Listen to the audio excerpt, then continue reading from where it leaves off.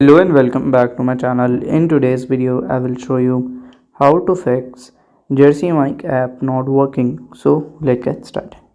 So here we can see Jersey Mike app. So to fix that we have to follow these instructions. So first of all you will just tap and hold and you have to click on this I button. It will open app info.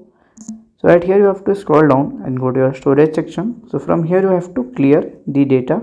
Okay, by clicking here by clear data.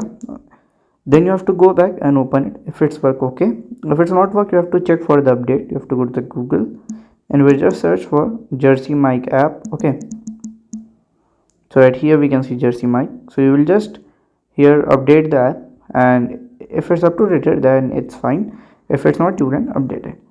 So the third solution is to reinstallation. You have to click on here and click on the uninstall button and click on OK. Then you have to install it again and it will work. So if you find this video helpful, make sure you like, subscribe and share the video. Thank you for watching.